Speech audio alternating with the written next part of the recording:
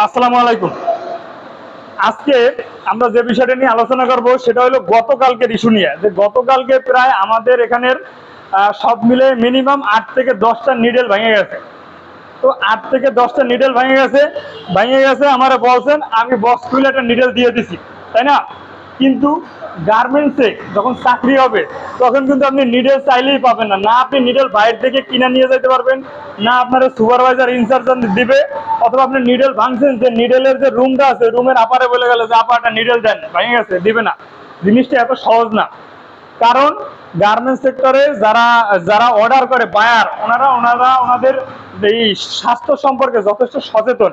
এই নিডেলের মাথা যদি কোনো বডিতে থাকে, আর ওই বডি যদি কোনো বাচ্চা বা বয়স্করা পরিধান করে, ওইখান থেকে ইনফেকশন হয়, বড় ধরনের রোগ হতে পারে।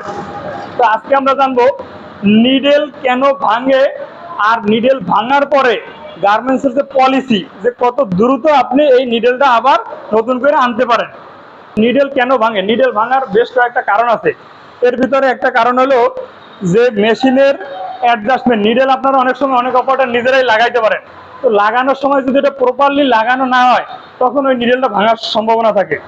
এরপরে যখন আপনারা বডি করেন, প্লেন মেশিন হোক, ওভারলক হোক, হেডলক হোক, বডি যে গতিতে যায়, মানে মেশিন যে গতিতে চলে, আপনার হাত থেকে বডিটা যদি ওই একই গতিতে আপনি না ছাড়তে পারেন, মানে ব্যালেন্স যদি ঠিক না থাকে, যদি টান খায়, তখনই নিডেল ভেঙে যায়।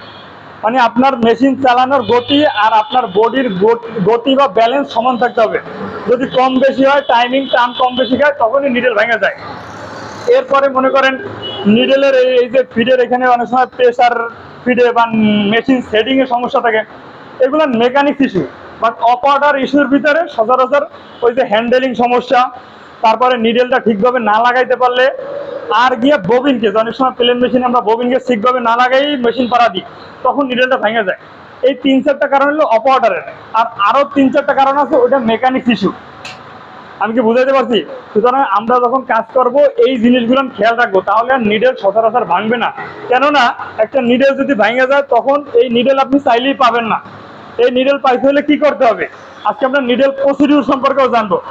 মনে করেন আপনার মেশিনের নিডেলটা ভেঙে গেছে, এই মেশিনের নিডেল ভেঙে গেছে, তো ওনার প্রথম করণীয় হলো যে নিজে একটু নিডেল খুঁজবে যে আশেপাশে পড়ছে কিনা। যদি না পায় তাহলে নিডেলের যে রুম আছে, একটা একটা আপা নিডেল দেয়, তো ওই নিডেল রুমে গিয়ে নিডেল হ্যান্ড নিডেল ডিটেক্টর একটা মেশিন আছে ছোট, চুম্বকীয়, ওইটা দিয়ে আশেপাশে চেক করবে চুম্বক দিয়ে যে নিডেল পায় কিনা। যদি ওই ক্ষেত্রেও না পাওয়া যায় তাইলেও নিডেল দিবেন আছে। তাইলে করণীয় কি? তাহলে করণীয় হলো যে এই যে সামনে এক মেশিন পিছনে এক মেশিন, বা তার আশেপাশে অনেক বডি থাকবে, 1 মিটার বা এই 2-3 মেশিনের বডি, অথবা 1 মিটার সারগামের ভিতরে যত বডি আছে, এই বডিগুলান একটা বড় বালতি আছে, অফিসের ভিতরে বড় একটা বালতি আছে, ওই বালতির ভিতরে ওই সব বডিগুলো আপনার নিয়ে যাইতে হবে। নিয়ে যাওয়ার পর নিডেল ডিটেক্টর মেশিন আছে, যেখানে ফিনিশিং সেক্টরে এই মেশিনটা থাকে, ইউটিউবে সার্চ দিলেই পাবেন যে নিডেল ডিটেক্টর মেশিন কি। তো ওই মেশিনে গিয়ে আপনার এই বডিগুলো সব ওই অপারেটরে দিয়ে আপনার চেক করাইতে হবে প্রত্যেকটা বডি, না হলে এখানে 50-60 পিস বডি হয়ে যাবে, বা 100 পিস বডি হইতে পারে 3টা মেশিনে। এই 100 পিস বডি উনি part by part serial by check করবে। চেক করার পর যদি পেয়ে যায় তা আলহামদুলিল্লাহ, সাথে সাথে আপনারা সাইন করে দেবেন, নিয়ে আসবেন। আর যদি না পায় তখন উনি আবার ওই বডিটা একটা রিপোর্ট করবে, একটা রিপোর্ট করে দিলে দেন উনি সাইন দেবে। ওনার সাইনের পরে আপনার কোয়ালিটি ম্যানেজার যে বা ইনচার্জ যে থাকবে ওনার সাইন নিতে হবে, আপনার যে ইনচার্জ আছে প্রোডাকশন ওনার সাইন নিতে হবে, প্রোডাকশন ম্যানেজারের সাইন নিতে হবে। এরপর আপনি নিডেলের রুমে গেলে উনি আবার ওইটা এন্ট্রি করে এরপরে আপনার একটা নিডেল দিবে। আর এই যে কাজগুলান বললাম, এই কাজগুলান করতে মিনিমাম নতুন অবস্থা আপনার সময় লাগবে আধা ঘন্টা থেকে 1 ঘন্টা। কারণ একটা নিডেল ভেঙে গেছে, আপনি জানেন না ইনস্ট্যান্ট কি করবেন। আপনি নিডেল ডিরেক্টর রুম চিনেন না, বা নিডেল যেখান থেকে দেয় ওই রুম চিনেন না, কোয়ালিটি ম্যানেজারের চিনেন না, প্রোডাকশন ম্যানেজারের চিনেন না।